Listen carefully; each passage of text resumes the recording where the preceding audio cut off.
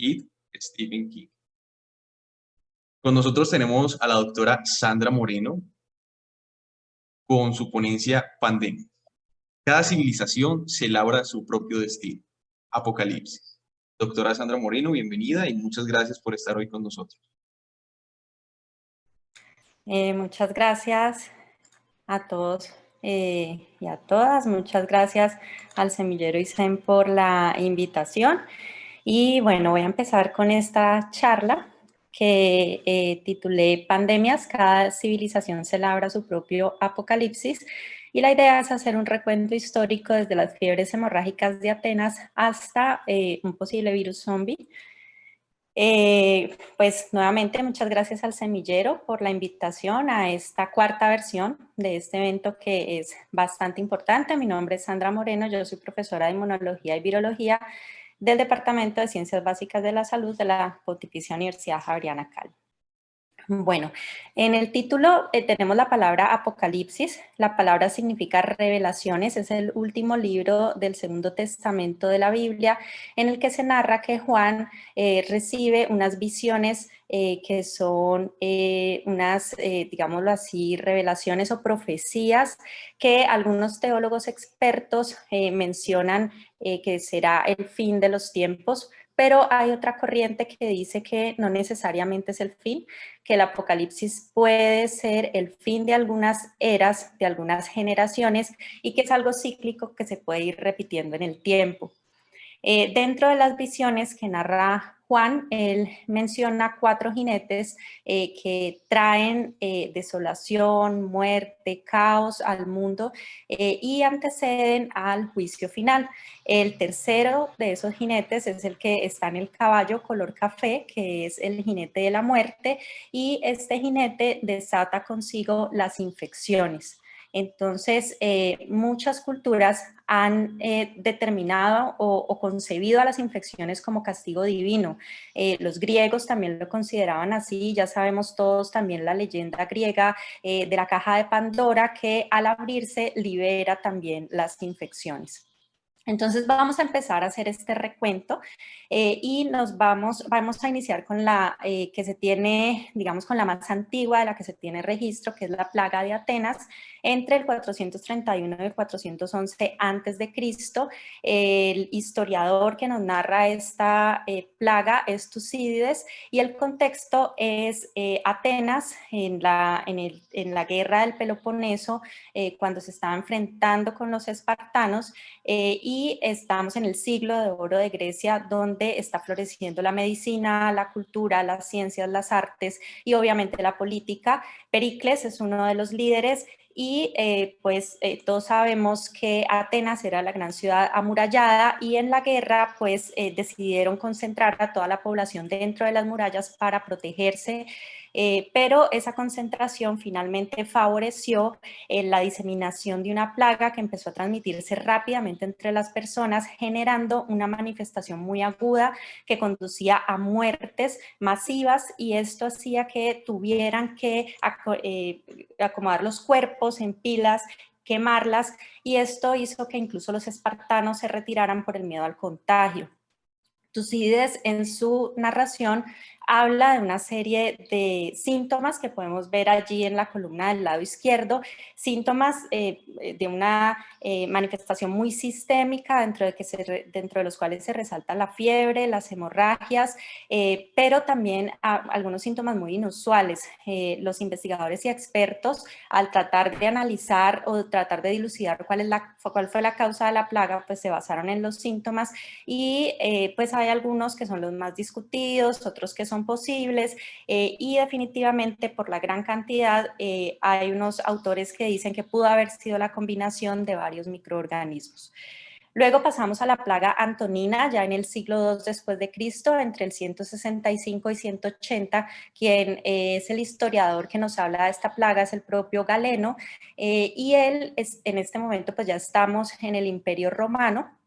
Nos habla de una plaga que inicia en el territorio que hoy es Irak, se disemina por Asia, algunos territorios de África, llega a Italia y a Roma y empieza a generar también una diseminación importante sobre la población, una enfermedad muy aguda que empieza a generar muerte, y esta manifestación y estas muertes masivas se cree que dieron lugar o fueron una de las causas de la caída del Imperio Romano, porque las muertes y el hecho de que las personas tenían que aislarse, pues dejaron de practicar los ritos romanos, y eso dio pie a que creciera el cristianismo y se impusiera como religión. Esto es lo que Galeno nos narra acerca de los síntomas que estaban padeciendo los pacientes, y al ver los síntomas, pues los expertos dicen que posiblemente se trató de una viruela hemorrágica. Hay que tener en cuenta que en esta época pues no hay pruebas diagnósticas, no hay conocimiento de microbiología, y es difícil poder conocer a ciencia cierta la causa.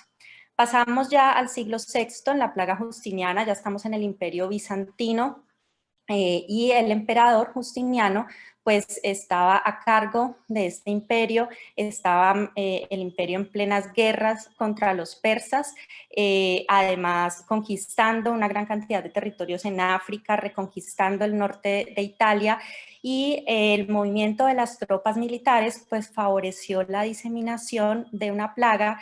Hay que tener en cuenta también que a Justiniano se le conocía como el inquisidor, porque tenía al pueblo en una gran pobreza y ellos habían hecho previamente una revolución. Todo esto hace que haya una crisis sociopolítica dentro del imperio, que además por la llegada de la plaga pues favoreció la muerte de una gran cantidad de personas. Se habla que el 40% de la población falleció a causa de esta enfermedad, y en el 2012 unos investigadores encontraron una fosa con 70.000 cadáveres que databan de la época, y que posiblemente habían muerto por la plaga, debido a que como morían tantos tenían que cavar fosas y enterrarlos masivamente.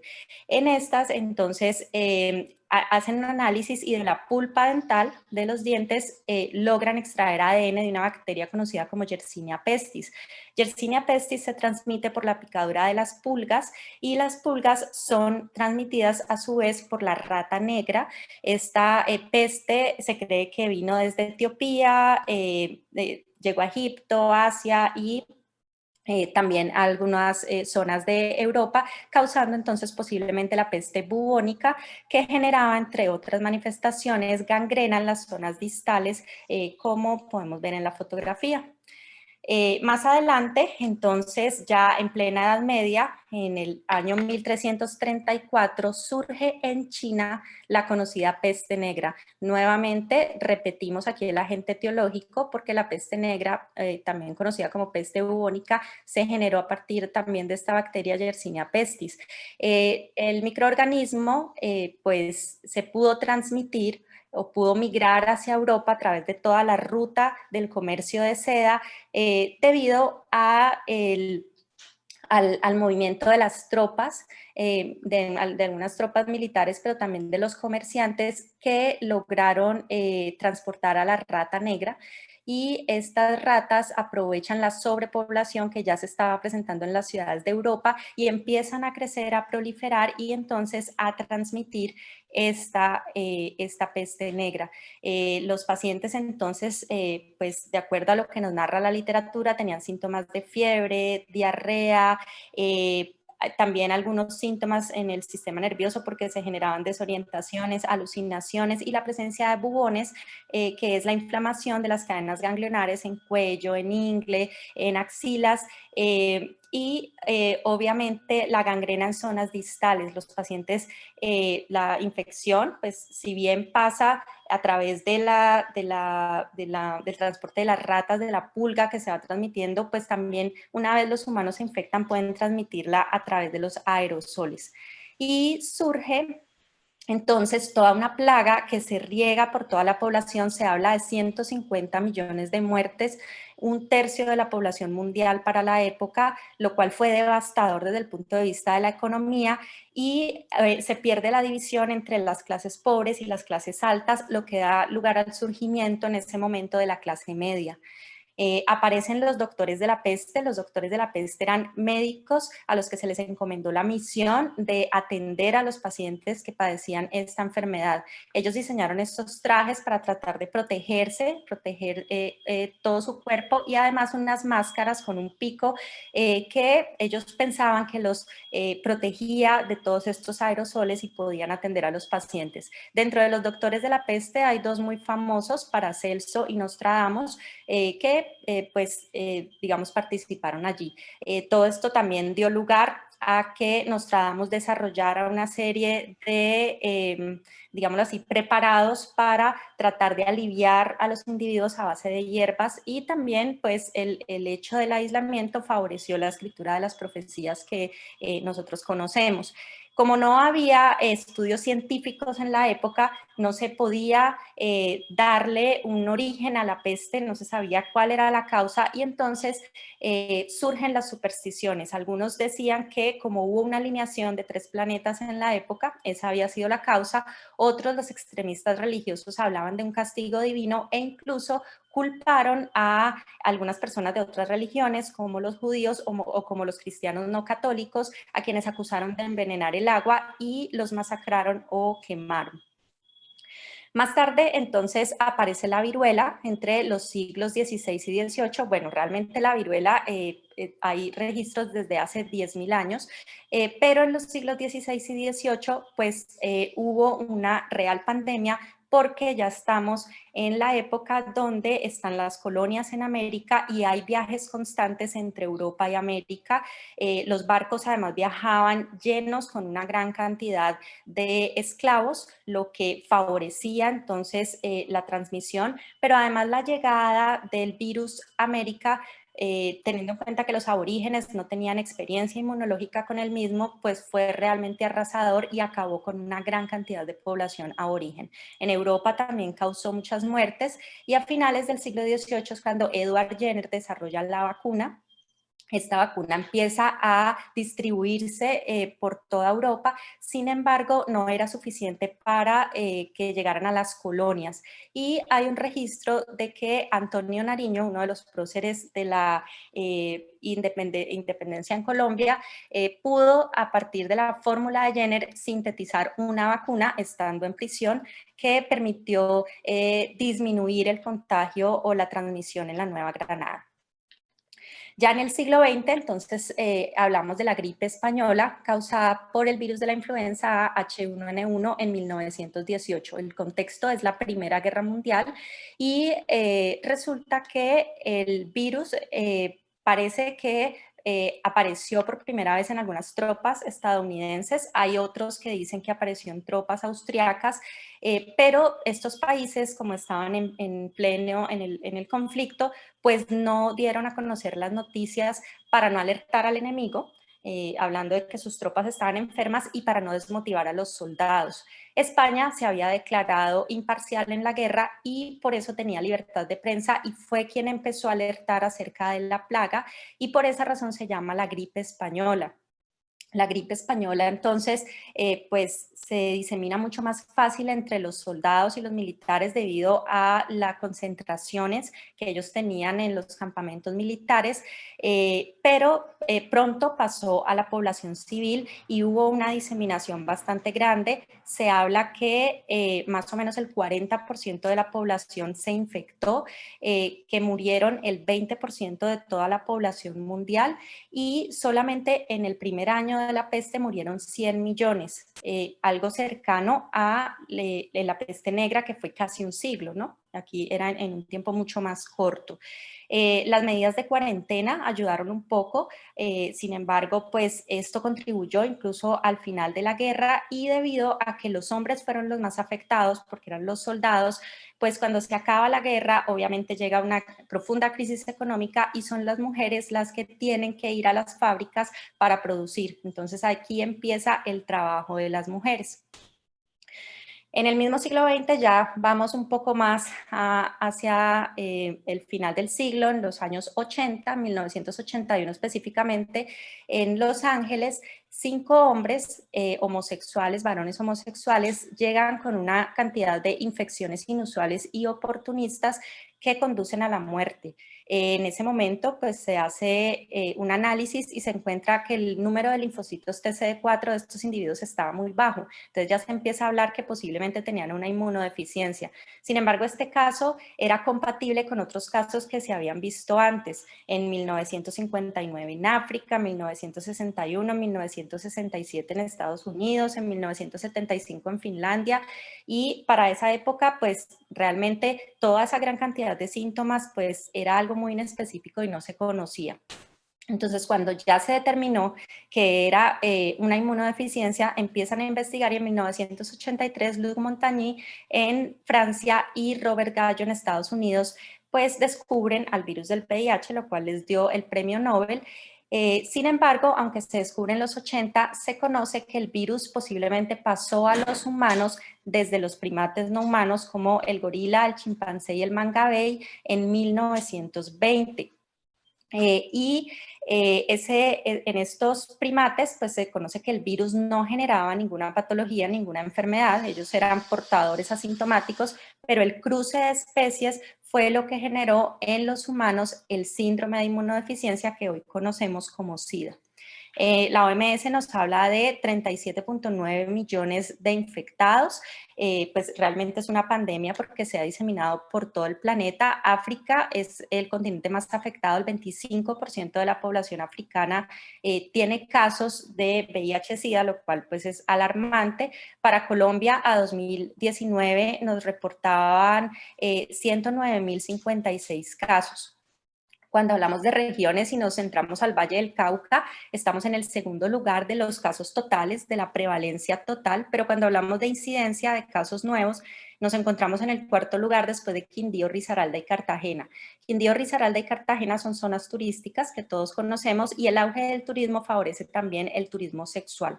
Por eso tienen un índice importante de este virus. Por ahora no existe vacuna debido a que es un virus que muta muchísimo. Lo único que tenemos es la prevención, las relaciones sexuales protegidas y sí ha habido un avance importante en la farmacología, el desarrollo de antirretrovirales que permiten aumentar y mejorar la calidad de vida de los pacientes que hoy en día están infectados. En 2002 aparece la pandemia por el SARS, que significa síndrome respiratorio agudo severo. Este es un virus que es de la familia de los coronavirus, aparece primero en China y se disemina a Europa, Canadá y Estados Unidos. El número de casos totales fue de 8.096 casos con un índice de letalidad del 10%. Se conoce que este virus, el huésped original es los murciélagos, que pasó a un huésped intermedio que son las civetas y las civetas lo pasaron a los humanos para luego transmitirse de humano a humano. En 2012 aparece otro coronavirus que es el MERS, que es el síndrome respiratorio de Medio Oriente, también transmitido desde los murciélagos, pero ahora un huésped intermedio que son los camellos y de allí a los humanos y después de humano a humano. Los casos fueron menos porque tiene un índice de contagio mucho más bajo, pero un índice de letalidad más alto que llegó hasta el 35% porque es mucho más patogénico. El problema y el paso de estos virus que crucen las especies se debe principalmente a un problema ecológico, a estos mercados en los que se consume carne de animales silvestres que posiblemente tienen contacto con los murciélagos a través de, digamos, el consumo de hojas que tienen las secreciones de estos murciélagos. La tala de bosques y la tala de las selvas y la invasión de los Ahora te vas a dar humanos hacia 50 estos derechos. territorios 52. permite... ¿Quién tiene el micrófono abierto? Porfa, si lo pueden cerrar, gracias.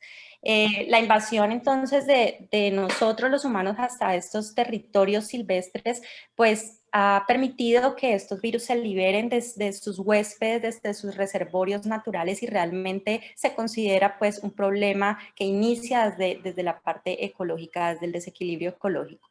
En 2009 tenemos una nueva pandemia, otra vez por el virus de la influenza H1N1, el mismo que causó la pandemia de 1918. Y en este caso, el caso 0 aparece en México, transmitido desde un cerdo a los humanos, por eso se le llamó la gripe porcina, y el virus de la influenza pues es un virus que afecta la vía aérea inferior causando neumonías, se puede complicar no solamente en los pacientes con comorbilidades, sino incluso en adultos sanos, lo cual pues hace que sea un virus bastante complejo. La OMS lo declara pandemia en abril del 2009 y cierra el fin de la pandemia en mayo del 2010. Se disemina pues por una gran cantidad de países, pero al final de la pandemia se encontró que solo el 10% de toda la población mundial se infectó y hubo 221.000 muertos, un número muy cercano al número de muertes anuales por las epidemias de las influencias que aparecen cada año. Esto generó entonces desconfianza porque al declararlo pandemia, esto favoreció la venta de antivirales y de vacunas para la influenza y entonces hubo algunos sectores que acusaron a las farmacológicas de haber inducido en la OMS la generación de la alarma que realmente no ameritaba. El ébola en 2014 también fue declarado pandemia por la OMS debido a que en Liberia aparece al finales del 2013 un caso y empieza rápidamente a diseminarse por el país, luego pasa a Sierra Leona, a Guinea y posteriormente hubo casos en Malí, Nigeria y Senegal. Esto fue algo inusual de acuerdo a las epidemias previas por ébola porque normalmente se presentaban en regiones geográficas muy concentradas y se lograba contener muy rápido. Aquí hubo un tiempo largo de 2 años, además hubo pacientes que viajaron a Estados Unidos y a Francia con el virus. Entonces hubo una alarma mundial y esto es porque el virus del ébola que causa una fiebre hemorrágica, pues es un virus bastante letal. Se dice que del 70 al 90% de los pacientes mueren y realmente pues no se descarta que pueda generar en el futuro una pandemia y el hecho de que no hayan vacunas, de que no haya tratamiento, tiene que ver con la pobre inversión. Realmente el ébola es un problema social, como se presenta básicamente en África, pues digamos que los países hegemónicos no le han puesto el cuidado que se merece. Bueno, llegamos finalmente a nuestra pandemia actual causada por el virus SARS-CoV-2 que causa la enfermedad conocida como COVID-19. Este es uno de los 7 coronavirus que afectan a los humanos. Su genoma tiene una similitud con el SARS que había causado la infección o la pandemia de 2002 y de allí viene su nombre, el SARS-CoV-2. Es un virus que infecta las células del epitelio respiratorio y sobre todo afecta la vía aérea inferior. La infección en estas células causa muerte celular, liberando mediadores que atraen células del sistema inmunológico que en un paciente que tenga un sistema inmune intacto pues puede lograr un proceso de defensa importante, pero en pacientes que tengan comorbilidades previas donde el sistema inmune no funciona de una forma adecuada, pues el sistema no va a haber una adecuada respuesta, no va a haber una adecuada contención y se va a generar una respuesta inflamatoria exacerbada que está relacionada con neumonías, pero además el virus que puede entrar en sangre puede diseminarse a corazón, a riñón y a hígado, generando falla cardíaca, falla renal, falla hepática, algo muy similar a lo que ocurre en las manifestaciones de sepsis. El virus también, el reservorio natural son los murciélagos. No se sabe si pasó directamente de los murciélagos al humano o si hay un huésped intermedio. El caso 0 se registra en la ciudad de Wuhan, China, en un mercado donde se comercializa carne de animales silvestres pues no solamente se comercializa la carne de estos animales, sino incluso del murciélago. El pangolín es uno de los candidatos a ser los huéspedes intermedios, pero es algo que todavía no se ha comprobado. El virus se transmite por la inhalación de aerosoles y por el contacto con superficies contaminadas y hay algo muy importante y es que el 86% de los pacientes son asintomáticos y esos asintomáticos son el 79% de la fuente de los casos sintomáticos. Entonces realmente eso en términos de salud pública pues hace difícil el control. También es difícil el control por el número básico de reproducción y esto es el número de personas que puede infectar una persona ya infectada, que para este es de 2.5 a 3, mucho más alto que MERS, influenza y ébola, lo que da lugar a una transmisión exponencial mucho más alta que, por ejemplo, miren lo que ocurre con la influenza H1N1. Hay algunos estudios actuales que hablan acerca de las mutaciones y de las nuevas cepas que han aparecido por el SARS-CoV-2. Algunos de ellos hablan de unas cepas más atenuadas, pero ya hay unos estudios que muestran unas cepas más patogénicas y muchos de ellos explican la razón por la cual ahora en pacientes sanos se están presentando incluso complicaciones y muertes. Hay algunas cepas que también se han diseminado por algunas zonas geográficas y se ha encontrado que, por ejemplo, en Europa hay una mayor diversidad en las cepas, hay mayor índice de mutación comparado con Sudamérica, donde ha sido más bien conservado. Estas son las cifras, este portal de Google Noticias actualiza diariamente las cifras y estos son los países afectados y hoy nos registran más de 44 millones de personas infectadas y más de 1 millón de muertes. Esta es la curva epidemiológica en total en el mundo y en Colombia, pues el Instituto Nacional de Salud reporta ya más de 1 millón de casos confirmados y además nos habla de más de 30.000 fallecidos. Estas son las curvas donde el número de casos es más alto entre los 20 y los 39 años, pero el número de complicaciones y muertes aumenta a medida que aumenta la edad. También tenemos diferencias por sexo en cuanto al contagio es igual, pero se complican y mueren mucho más los hombres y esto tiene que ver, digamos, con la expresión del receptor para el virus, que es diferente en hombres y en mujeres, debido a que se codifica en el cromosoma X, pero también por el componente hormonal. La respuesta antiviral es mucho mejor en las mujeres que en los hombres. Bueno, para hacer un recuento y de pronto justificar un poco el título, teniendo en cuenta que cada civilización tuvo un contexto por el cual se favoreció la aparición de la plaga y esto generó algunos efectos que conllevaron a consecuencias nefastas para esa sociedad, pues vemos que en las plagas antiguas, la plaga de Atenas, Antonina y Justiniana, el dominio del mundo, vimos que allí habían imperios y algunos pocos que querían ser poderosos, dominar a los demás y tener al resto de la población sumida en la pobreza, pues esto favoreció todo ese afán de conquista, la llegada de unas plagas que se diseminaran rápidamente, además por el nivel de pobreza que tenía la población y la falta de higiene, y eso dio lugar incluso a la caída de los imperios. En la Edad Media, la sobrepoblación de Europa, el comercio y también el auge de la Inquisición y de la religión radical, pues favoreció también todo este proceso de enfermedad que generó hambrunas, pobreza y el surgimiento de la clase media. La sobrepoblación de Europa y la colonización favorece entonces la diseminación global de la viruela que generó pobreza y pérdida de varias poblaciones, incluso en América. La Primera Guerra Mundial, entonces, es el contexto para la aparición de la gripe española, donde muere el 20% de la población y hay una gran crisis económica. En el caso del VIH, el abuso de las especies animales y luego la promiscuidad entre los humanos, pues favorece esa gran diseminación, esta pandemia por todo el planeta, que además acrecienta mucho más la desigualdad social y la exclusión de algunos grupos de individuos. Y en el caso de nuestra pandemia actual, pues el abuso de especies, todo el desequilibrio ecológico,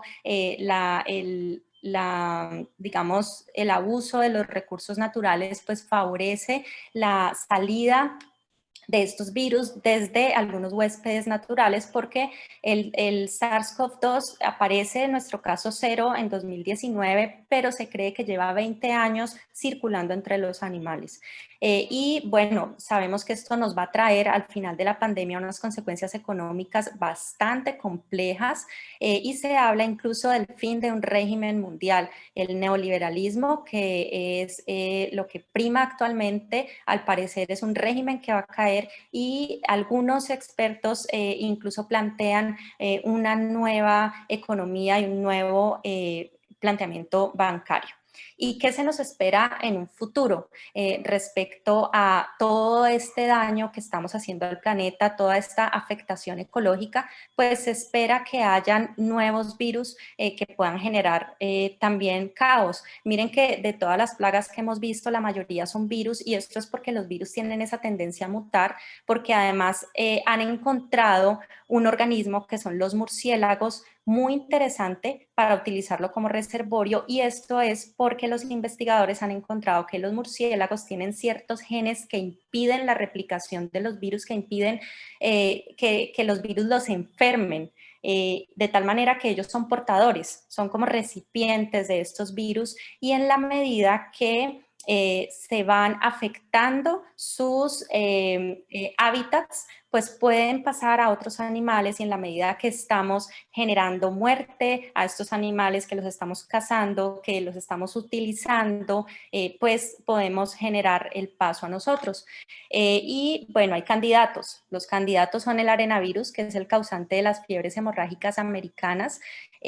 Causa una manifestación muy aguda con un índice de mortalidad bastante alto, no responde bien a antivirales, no hay vacunas. El ébola, que puede en cualquier momento salir de África y diseminarse por los diferentes países de acuerdo a su patogenicidad. El MERS podría nuevamente generar una diseminación. La encefalitis japonesa, que es un arbovirus que se transmite por mosquitos, insectos vectores, y algunas cepas de la influenza, teniendo en cuenta que la influenza es un virus que tiene un índice de mutación supremamente alto y que además tiene la posibilidad de generar quimeras, que son nuevos virus que pueden aparecer en cualquier momento. Y bueno, nuestra pregunta final: ¿es posible que aparezca un virus zombie y que se transmita a los humanos? Pues bien, ¿qué sabemos hasta ahora? Existe una enfermedad que se conoce como la enfermedad de desgaste crónico o la caquexia crónica, que padecen animales como los ciervos, los alces, los renos. Es una enfermedad causada por un prión. Los priones son agentes subvirales, son proteínas mal plegadas, alteradas, que pueden entrar al organismo ayudándose por algunas proteínas propias. Tienen predilección por el sistema nervioso, porque en el sistema nervioso hay proteínas también priónicas, y estos priones pueden interactuar con esas proteínas para modificarlas. ¿Qué ocurre con esa modificación? Esa modificación hace que estas proteínas sean resistentes a la acción de las proteasas, por lo tanto empiezan a acumularse tanto intracelularmente como extracelularmente. Y en estos animales, entonces, estos priones generan una especie de encefalitis que hacen que el animal deje de comer. Por lo tanto, es un animal que se ve con delgadez extrema. Además, es un animal que tiene unos movimientos muy torpes, muy descoordinados, que babea continuamente, que pierde el miedo a los humanos y se vuelve supremamente agresivo. Finalmente, la enfermedad le genera la muerte. Esto se ha detectado en animales en Estados Unidos, en China, en Noruega, en Finlandia y en Corea del Sur. Algunos investigadores canadienses utilizaron animales infectados y hicieron un estudio con primates no humanos, y a estos primates les dieron a consumir la carne. De 5 primates, 3 desarrollaron la enfermedad. Entonces, estos investigadores dicen que aunque los priones es difícil que atraviesen la barrera de especie, este específicamente puede hacerlo, y hay que tener en cuenta que los humanos consumen carne de estos animales, y sobre todo en estos países hay algunas temporadas de caza donde la gente caza los animales y los consume sin haberles hecho primero un control de si la carne está contaminada o no, lo cual entonces podría favorecer. Y lo que dicen los investigadores es que es un virus que fácilmente en algún momento puede pasar a los humanos, como ocurrió con la enfermedad de las vacas locas, causadas por un prión en las vacas, y que luego pasó a los humanos, generando también enfermedad en los humanos.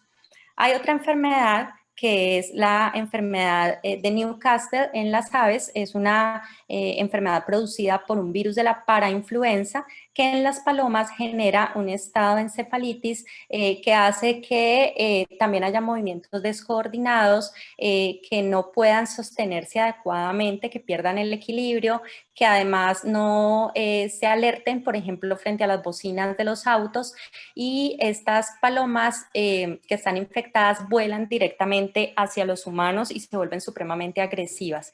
Este virus se puede transmitir a los humanos, de hecho se ha encontrado en los que son cuidadores de aves, pero hasta ahora en los humanos genera conjuntivitis. No sabemos si el virus en algún momento mute y pueda adquirir la capacidad de entrar también al sistema nervioso. Finalmente, entonces, pues encontramos que estas infecciones, todas estas infecciones, pues generan, son causadas por todo un desequilibrio ecológico, pero nosotros como humanos, como sociedad, pues no aprendemos. Estas son fotos recientes de lo que está viviendo nuestro planeta, son los desechos que nosotros estamos produciendo ahora por el uso de las mascarillas, y miren cómo ya estas están haciendo parte de la contaminación de la basura, están afectando otros seres vivos, seguimos talando árboles, seguimos invadiendo el territorio de estos animales. En cualquier momento pueden haber más virus que se encuentren dentro de la selva, que se encuentren dentro de estos reservorios naturales, que puedan ser liberados y que pues nos puedan generar pandemias incluso más complejas que las que estamos viviendo actualmente. Finalmente, si es castigo divino o no, pues resulta que también podríamos pensar que es un castigo de nuestro mismo planeta que está lanzando una alerta, pero la verdadera plaga parece que somos nosotros, y realmente hemos sido una plaga supremamente resistente porque ninguna de estas infecciones que han sido tan mortíferas pues han logrado realmente extinguirnos y erradicarnos, pero sí hemos pagado precios muy altos y bueno, se piensa desde el punto de vista económico que así va a ser al final de la actual pandemia. Eso era lo que tenía por contarles, y pues muchas gracias a todos por la atención, y pues quedo pendiente de las preguntas. Excelente ponencia, doctora Sandra. Muchísimas gracias por su intervención. Vamos Gracias. con las preguntas. Por aquí tenemos algunas preguntitas, entonces iniciamos. Claro. ¿Realmente funcionaban las máscaras de los médicos de la peste? Bueno, frente a eso, digamos que no se sabe a ciencia cierta, pero cuando leí acerca de los doctores de la peste, pues sí hubo varios que se infectaron y fallecieron. Sin embargo, no fue, digamos, algo masivo, no como se esperaba o como fue al inicio los primeros médicos que trataron de atender a los primeros casos que se presentaban, porque digamos que en toda la historia de las pestes siempre se resalta la labor del médico, que es el que está como en primera línea, el que primero se expone, y obviamente pues también el que recibe toda esta influencia. De una u otra forma sirvió como barrera, no una barrera tan efectiva como la que puede ser las mascarillas actuales que tenemos, porque además pues no se contaba para la época con métodos de bioseguridad, y obviamente pues el reutilizar la máscara, que además pues tiene un material que favorece el depósito de fomites, pues obviamente no es tan eficaz como algo desechable, que es lo que podemos utilizar hoy en día. Sandra Juliet pregunta, casos muy interesantes, dice Sandra Juliet. Tengo una pregunta. ¿Cuál es el indicador de fallecimientos en el continente africano versus otros continentes? Para agregar a mi pregunta, el indicador de fallecimiento por COVID-19. Ok, bueno, eso es interesante porque se creía que en África iba a ser devastador. al inicio cuando empieza a haber toda la diseminación y los casos en Europa, se pensaba que Suramérica y África iban a sufrir la peor parte, pero en África se ha encontrado que el número de muertes y el número de casos ha ido subiendo poco a poco y no ha sido una curva tan pronunciada. No han sido tantos y de forma tan severa como se ha presentado en Europa, y cuando se analizan las cepas, también se ha encontrado que en África, así como en Sudamérica, ha sido más bien conservado. No han habido tantas diferencias, tantas cepas distintas, y entonces pues eso ayuda un poco a que pues no haya una diseminación tan marcada como la que hay en Europa. Laura Suárez pregunta, profe, ¿hay alguna razón por la que el virus mute y se vuelva más patogénico? Teniendo en cuenta que el virus necesita de manera obligada al huésped para vivir y si se vuelve más patogénico estaría matando su fuente vital.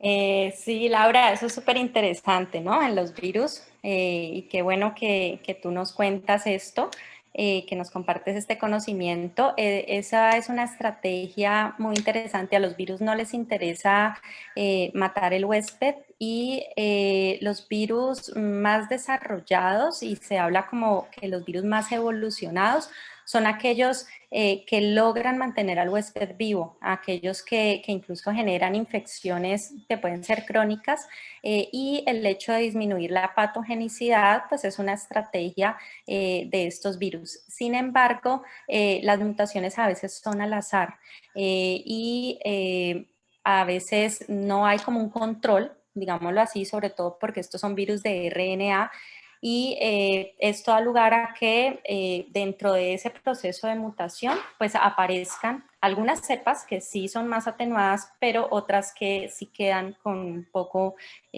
siendo un poco más patogénicas, ¿no? Y entonces por eso ocurren esas diferencias. Otra pregunta, ¿es factible que el COVID-19 haya sido creado en un laboratorio? Y si te has contagiado tu sistema inmunológico, ¿por cuánto tiempo te haces inmune a este virus? Ok, bueno, eso hace parte de la conspiración, ¿no? Ya se descartó totalmente que hubiese sido creado en un laboratorio. Pues digamos, parte de la teoría al inicio, cuando empiezan los casos, porque de pronto habían algunas situaciones políticas en China, con Occidente, y bueno, digamos que se favorecía un poco hablar de un virus que estaba surgiendo en China, para desprestigiar un poco el comercio con China, debilitarlo.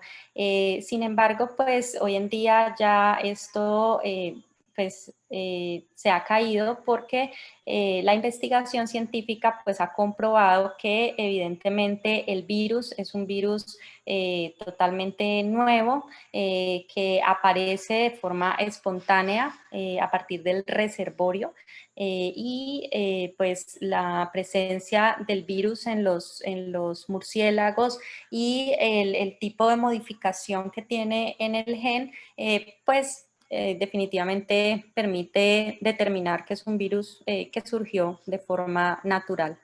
Y la otra pregunta era que si te contagias, ¿por cuánto tiempo te protege el sistema inmune? Era la pregunta. Bueno, lo que pasa es que, a ver, cuando uno se infecta por un microorganismo, nuestro sistema inmune reacciona y genera células de memoria que nos van a proteger de por vida. El problema con algunos virus y con este virus es que pueden mutar. Entonces, cuando yo me infecto con una cepa, yo voy a despertar una respuesta inmunológica y voy a generar células de memoria que me van a proteger de por vida para esa cepa. Pero yo puedo quedar susceptible a infectarme por las otras cepas que han aparecido. Y eso es lo que está ocurriendo ahora en Europa con el rebrote, que nos hablan de personas que ya se habían infectado y que volvieron a resultar positivos para la enfermedad. Realmente lo que ocurre es que la persona se ha infectado con dos virus diferentes, dos SARS-CoV-2, dos cepas del mismo virus, Pues eso es lo que preocupa un poco a los que están ahora desarrollando la vacuna, porque obviamente no se sabe si la vacuna nos va a proteger frente a todas las posibles cepas, que puede ser posible, dependiendo del blanco que ellos estén utilizando y que no sea justo las proteínas que están ahora modificándose o mutando. Entonces, pues la respuesta inmune debe ser una respuesta inmune duradera. Las células de memoria se cree que duran hasta 20 años, pero pues debido a la cantidad de cepas, pues obviamente podemos quedar susceptibles después de que nos infectemos a infectarnos con otro.